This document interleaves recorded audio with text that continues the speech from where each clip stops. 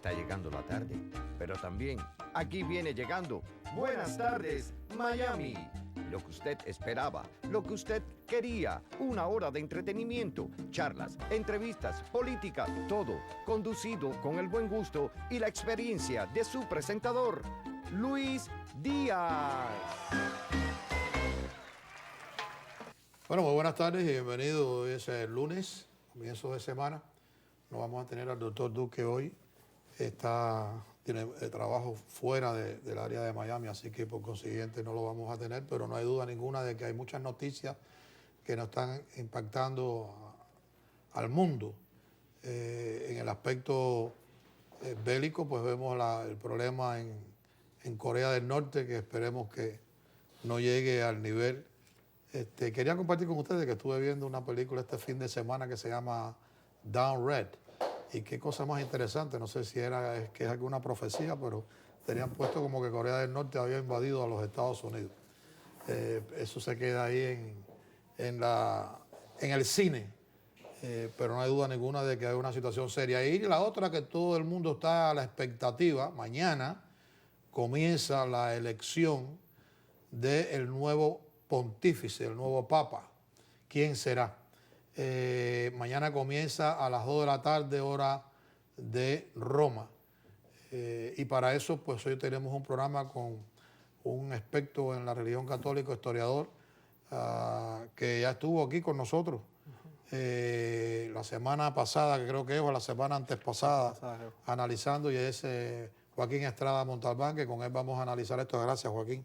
Buenas tardes. Para poder hablar sobre esto. Mañana es un día... El mundo está a la expectativa. ¿Cuándo vemos el humo blanco o el humo negro? El humo negro. Y su significado, por supuesto. Y ahora se ha sofisticado más, Sí.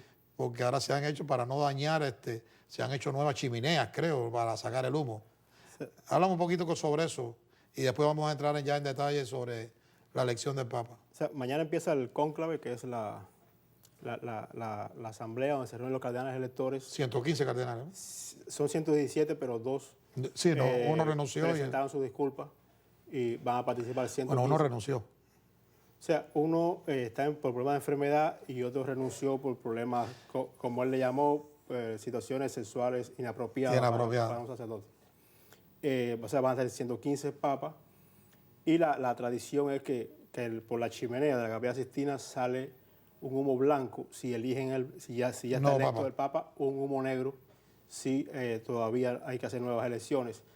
Pero por los problemas de los materiales y a veces el humo salía, por ejemplo, gris y creaba una cierta confusión, ya está más sofisticado en los tiempos. Hay dos chimeneas, una para el humo negro, una para el humo blanco, y ya se probó con unos productos químicos para que el humo salga bien negro en caso de que no... Que no haya confusión. Y mañana va a ser la primera votación. Es decir, que muchas personas se están adelantando y dicen que es muy posible que mañana ya se vea el humo blanco, porque ya todo está decidido, pero no hay duda ninguna de que... y esto yo creo que es como también se habla en las políticas, ¿no? Cuando se va a elegir un presidente, que empiezan ya a hacer conjeturas, ¿no? Que hay un grupo de cardenales de un lado que exigen ver la información para poderla compartir. Otros son obedientes y hacen caso a lo que el Papa Benedicto dijo, ¿no? Que cuando se eligiera se le diera al Papa para que tomara una determinación. O sea, ¿tú te refieres a un informe que el Papa mandó a hacer producto de una filtración de documentos que salió publicado en un libro? Y entonces el Papa mandó a hacer un informe, él recibió el informe ya en los momentos que él se retiraba, y él decidió que por la importancia del informe y por lo que pueda contener, se le iba a entregar al próximo él no Papa. Lo leyó. No, sí, claro. Lo leyó. Claro. Me quedé asustado cuando lo vio. Y entonces, previo al cónclave, están lo que se llaman las congregaciones generales, en que se reúnen todos los cardenales, los electores y no electores, para definir el perfil del próximo Papa. Okay. Y entonces, en esa asamblea, un grupo todos son obedientes, por supuesto, al papado, pero unos querían que se revelara qué pasa, que el documento, y otros no le era tan importante, y entonces se llegó a un término medio de que se podían hacer preguntas sobre el contenido, pero no mostrar el documento completo. Y entre eso, pues, había los papas, los cardenales que estaban, que querían tener más conocimiento sobre este particular, eran de América Latina, y dentro de América Latina incluyo también unos cardenales de Brasil, y también habían... Uno de Estados Unidos, creo. Uno de Estados Unidos. De Chicago. Exactamente. En el obispo de Chicago. Exactamente, eran los que estaban exigiendo esta situación. Pero para poder ayudar al televidente, la cantidad de papas, los nombres, porque el nombre juega un papel importante en cuanto a esto, porque hay unas profecías, no solamente las de Malaquías, sino también las de Nostradamus, que son específicos. Y todo el mundo siempre está viendo un final. O es que todos, a lo mejor sin darnos cuenta, estamos queriendo que llegue ese final, porque el que existe hoy en día no estamos en su mayoría quizás tal vez de acuerdo cómo va, y queremos que llegue ese final para que ponga un poco de orden. Pero para que las personas entiendan, porque ahora se escogen los nombres, cómo se escogen los nombres, quién lo determina, y cuáles son los nombres más comunes que se han escogido. Sí. Los papas. ¿Cuántos papas? Los papas, cuando salen electos, cambian su nombre. En los inicios... ¿Nadie ha mantenido su nombre? No. En los inicios, los papas usaban nombres de los apóstoles, siempre por las características de los 12 apóstoles, cuál era donde ellos querían hacer énfasis en su papado. Ya después, con la tradición, no solamente se escogen, ya empezaron a tener otros nombres, como por ejemplo Benedicto, nombre bendito. Ya los papas entonces lo escogen por sus antecesores que han tenido sus nombres, que como les gusta el estilo. Y es interesante, por ejemplo, que Benedicto XVI, el anterior Benedicto, que fue Benedicto XV, fue quien proclamó a la Virgen de la Caridad la patrona de Cuba. O sea, había una relación ahí con su antecesor de Benedicto XV. El nombre que más ha usado es el de Juan. Juan 23, Juan 23 veces. O sea, tiene Juan 23, a Gregorio 16 veces, Benedicto 16, Clemente 14, León 13, Inocencio 12, Pío 12, Esteban 9, Urbano 8, y el que menos, así, de los que más se ha repetido es Honorio, que 4 veces. Que de esos... Entonces, ninguno se llama Pedro por tradición, por respeto a Pedro, que fue el primer papa, que fue el primero, incluso que fue el único que Cristo lo designó directamente, materialmente. Y entonces, por la tradición, ningún papa se ha puesto el nombre de Pedro como para mantener. Tú dijiste que muchos escogían el nombre de apóstoles. Bueno, Juan, que es que más usado, pero hay otros nombres que no conozco que se han hecho apóstoles, ¿no? Inocencio. Bueno, sí, está Clemente, Esteban. Esteban es un mártir, que fue el primer mártir, por ejemplo, que el diácono. Inocencio, tú mencionaste algo, ¿no? Inocencio, Gregorio, Esteban. O sea, te estoy diciendo lo que más se han repetido. Sí, pero te digo que no, pero no son santos. Es lo que te quiero explicar. Los apóstoles. No, claro. Es lo que te quiero explicar, que puede coger un nombre de que no sea un Sí, no, claro. Yo sé que en el inicio, en la primera iglesia. Ok. Otra pregunta que yo creo que es vital e importante.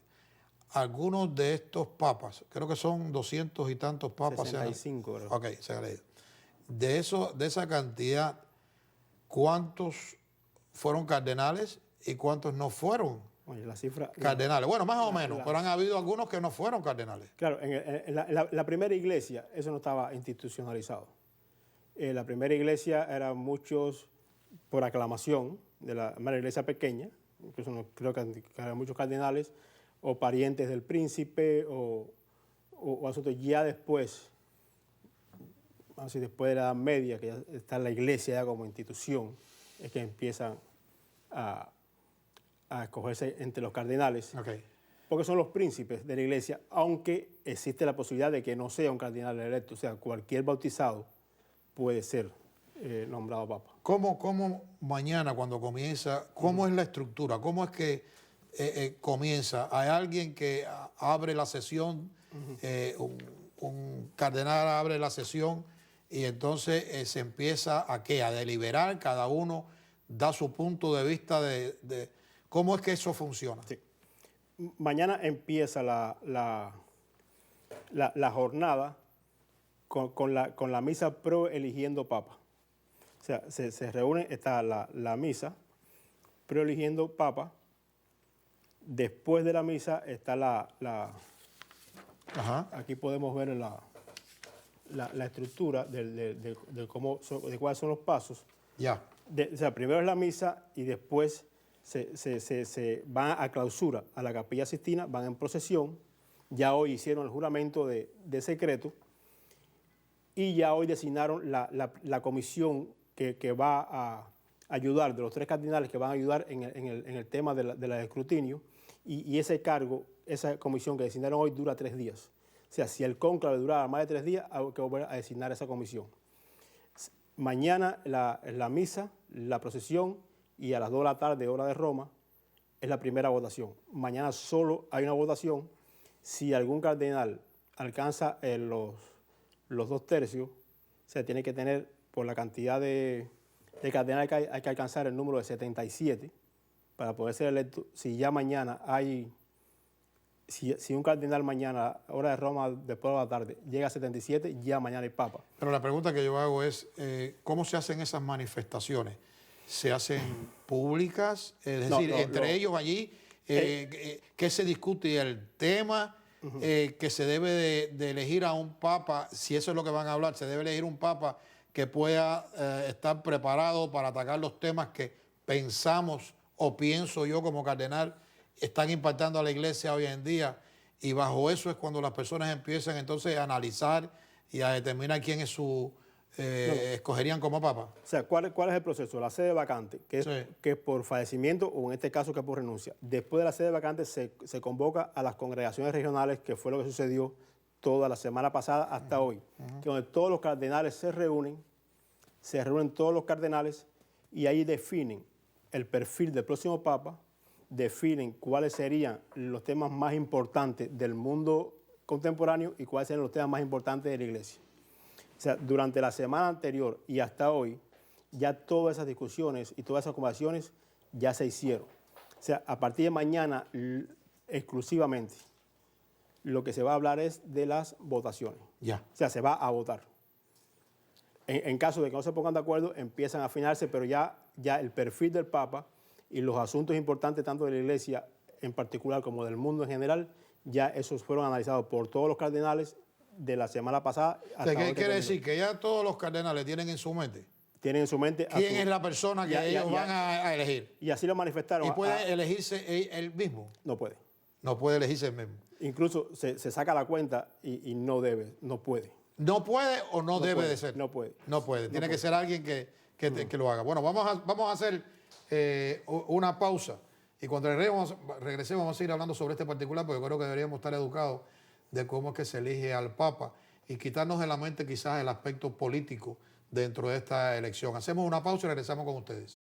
Bueno, ya de regreso, nosotros tenemos otro segmento, darle la mayor información posible a nuestros televidentes de este proceso, en el cual tú dijiste que ya ellos ya tienen su candidato en la mente, de lo que piensen, y lo que, claro, eso sería para temas de después de que se haya elegido el Papa, me imagino, ¿no? Pero, ¿qué es lo que ellos utilizaron para determinar que esa es la persona adecuada para los momentos críticos que vive la Iglesia? Las congregaciones, que te expliqué, las congregaciones generales, o sea, entre la sede vacante y el inicio del cónclave, durante toda la semana pasada y hasta el día de hoy, que terminaron, todos los cardenales se reunieron para hablar de los grandes temas de la Iglesia. Entre eso incluso los temas de las mujeres, los temas de los... lo que hemos hablado, el abuso... Eso, que son los temas más mediáticos, pero también están los asuntos de las obras de la Iglesia, las obras de caridad, las congregaciones religiosas, la disciplina de la Iglesia, la cultura actual en el mundo. O sea, son muchos temas que durante toda la... Y entonces viendo cómo la Iglesia debe insertarse en esa realidad, a partir de la realidad de la Iglesia y la realidad del mundo, ellos van en esas congregaciones regionales durante toda la semana, van definiendo lo que ellos llaman el perfil del próximo Papa. Incluso ayer, pues cada cardenal le asigna una iglesia en Roma. Ayer celebraron misa los cardenales, cada uno en su iglesia, y algunos manifestaron incluso que ellos ya casi tenían definido a su candidato. O sea, ya durante esta semana ya ellos habían podido determinar quiénes serían sus candidatos. O sea, yo creo que la votación que empieza mañana, es muy posible que mañana mismo sea en la primera votación. Entonces te decía, mañana hay una sola votación, o sea, mañana es la misa, la procesión y ya pasan entonces a la clausura, a la Capilla Sixtina. ¿Que ya no salen más de allí? Sí salen. ¿Sí salen? Sí salen porque ahora se cambió, o sea, Juan Pablo II cambió y Juan Pablo II construyó la casa de Santa Marta, que es donde los cardenales viven, porque antes vivían en la Capilla Sixtina sin salir y era muy incómodo. Pero entonces ya está todo configurado de manera tal de que los cardenales entre la Capilla Sixtina y la residencia de Santa Marta no tengan contacto con el mundo exterior. Pero hay quien los tiene que atender a ellos.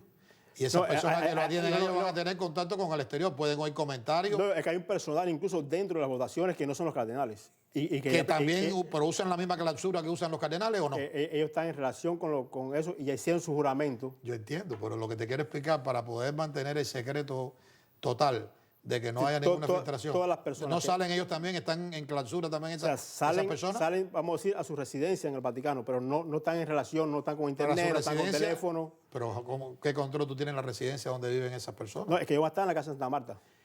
Los cardenales. Pero el personal que lo atiende. No pueden salir de ahí. No pueden salir. Y ahí no hay manera de que se pueda filtrar nada. Bueno, ni que pueda venir cosas de presiones de afuera. O sea, no debe existir. Con el mundo exterior no puede haber relaciones. O sea, lo que quiero decir, y perdona que te trate de esforzar un poco, pero lo que quiero es tratar de evitar de que las personas piensen que hay cosas políticas envueltas en esto y que no existen porque no tienen esa preocupación de que personas de afuera por intereses particulares puedan ejercer alguna influencia, si nada más es el Espíritu Santo que los ha guiado a ellos para tomar esta determinación. Vamos a ponerlo en lenguaje político. Durante el cónclave es imposible hacer lobby.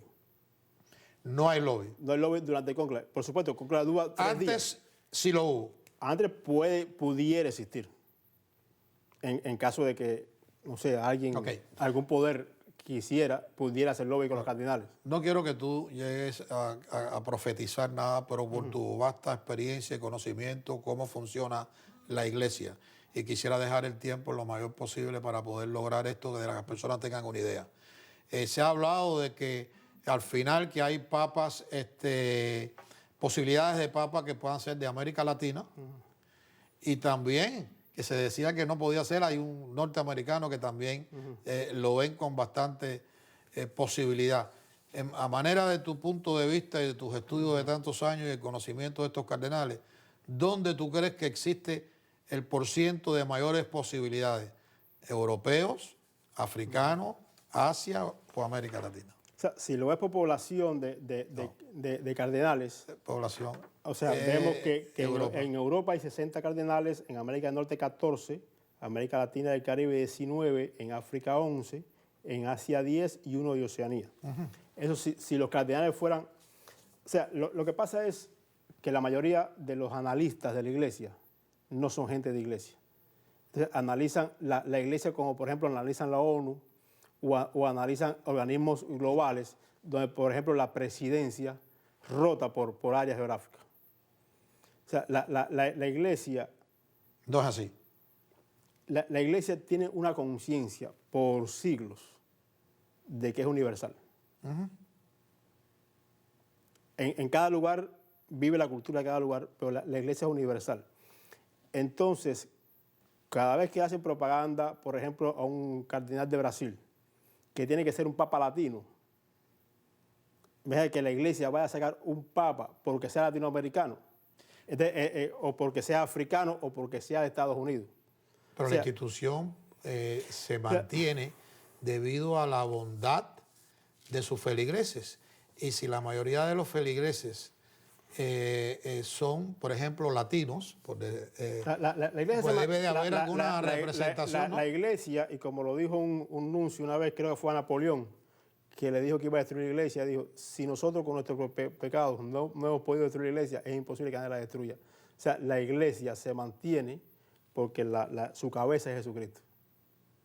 O sea, eso no hay duda. Por supuesto, la mayor cantidad... Pues tú vas a decir, bueno, la mayor cantidad de población es la latinoamericana y después la africana, pero la mayor cantidad de dinero está en Estados Unidos y Europa. O sea, lo que puede aportar. Pero ese es uno de los pecados. No, pero que Jesús rechazó pero y que la iglesia. Yo sigo tu pensamiento. Pero contestándote eso. Tú dices, o sea, el poder adquisitivo. Si el poder, está en manos de si el Papa lo decidiera, ¿quién paga más? Él nunca sería latinoamericano ni africano, aunque fueran más, porque el dinero no está ahí. O sea, el Papa quien lo va a decidir fue las congregaciones religiosas, donde se vio cuál es la realidad del mundo actual, a la vez cuál es la realidad de la iglesia en particular, cómo se van a relacionar esas dos cosas. Y puede ser que el Papa sea latinoamericano, puede ser que el Papa sea africano, puede ser que sea europeo, puede ser de Estados Unidos, pero no por su origen, sino porque sería el cardenal que los otros cardenales piensan que es el que puede llevar adelante la barca. Y precisamente una de las cosas que dijo Benedicto, que la iglesia tiene que trabajar en ellas, es el becerro de oro. El becerro de oro se refiere al dinero, a la parte económica. Sí, Benedicto después que y más de alimentar el alma, el espíritu. Entonces, si se te va a coger un papa que haga eso, una de las cosas que están más quizás armados, pues yo me imagino los que viven en estos países donde en realidad se ve el sufrimiento y el dolor, y aparte del sufrimiento y el dolor, la fe y el amor a Jesús, que es la cabeza de la iglesia. Pero si no se es representativo de esa población, entonces la iglesia seguiría un poco, no sé, con problemas. Claro, la representatividad no está en el Papa. O sea, la representatividad, porque es que la estructura de la iglesia, o sea, si yo soy católico del lugar que yo sea, yo me veo representado en el Papa de donde sea el Papa. Porque además el obispo de mi lugar es tan obispo como el obispo de Nueva York o el obispo de La Habana o el obispo de cualquier lugar del mundo. Porque todos los obispos tienen igual dignidad y están igualmente representados en la iglesia católica. O sea, el problema de representatividad no es un problema de la iglesia. Entonces, si te quiero decir. No lo hablo desde el punto de vista político. No, yo desde el punto de vista geográfico. O sea, imagínate que este fue un papado corto, el papado de Ratzinger, que es alemán, que duró 8 años. Pero hubieron otros que duraron días en la historia de la iglesia. Bueno, hace mucho tiempo. Bueno, y hay otros que murieron electos antes de que tomaran la posición. Es decir, pero estamos hablando de la edad moderna. Pero bueno, como iglesia es la misma. O sea, y de ahora, lo que te quiero decir es que el Papa sea de un lugar o de otro. No determina nada. No determina, sino que es la figura, la persona que los cardenales crean que es el más indicado. ¿Y cómo entonces se puede determinar más o menos quiénes son las personas que más posibilidades tienen? Por ejemplo, en el caso tuyo, que tú has mencionado, ¿quién tú piensas que tiene más posibilidades? O sea, yo no creo que sea el cardenal de Brasil, porque el cardenal de Brasil está muy cercano a teología de liberación y es un extremo. Otros cardenales de América Latina, el hondureño. De América Latina estarían muy ligados a la parte conservadora, que como que va a un extremo. Ya. Por lo que yo he visto, por lo que yo he leído, yo creo que debe ser un hombre del perfil de Gianfranco Ravasi, por ejemplo. Pero ese es italiano. Que es italiano. Pero Italia, ¿qué cosa es? Italia tiene un perfil de izquierda también. No, pero yo me estoy refiriendo a este señor. Sí, pero como tú hablaste de la teoría de la liberación. No, pero yo al cardenal específicamente. Ah, ok. Al cardenal, el comportamiento de ese cardenal en específico. Ese específico. Okay. Pero hay otros que no son esas personas, no representan la teoría de la liberación, ¿no? Pero ellos representan, por ejemplo, el Opus Dei como el de Perú, que es el otro extremo conservador. Porque fueron los... ¿Y el hondureño? Que fueron el hondureño, no directamente, pero le han salido algunos relacionados con el tema de los niños sexuales. O sea, como que él no fue lo suficientemente enérgico en su diócesis con el tema sexual, y eso no creo que los cardenales vayan a arriesgarse a sacar un papa que... Y eso no se ha visto en italiano, no se ha visto esa situación. En Gianfranco Ravasi no. No ha subido. Porque Gianfranco Ravasi es un sacerdote que es un académico que llegó a la curia romana y que no ha tenido responsabilidad pastoral, sino... Me quedan 30 segundos nada más. ¿Cuál es lo que tú piensas? ¿Que Ravasi es la persona que más posibilidades tiene para que pueda ser el próximo Yo papa? creo que Ravasi o alguien del perfil de Ravasi, una persona de... ¿Europeo o italiano? No, una persona centrada en la fe y que sepa dialogar con la cultura, pero que no vaya a un extremo o no vaya al otro. Pero tú estimas que va a ser más europeo que del resto Yo de creo los que demás. sí. O sea, no hay duda ninguna de que ese... Bueno, yo creo que sí. Posiblemente hablamos mañana, aunque o si no el miércoles vamos a estar hablando un poquito sobre este particular para ver en realidad qué es lo que ha sucedido. Los veo mañana a esta misma hora.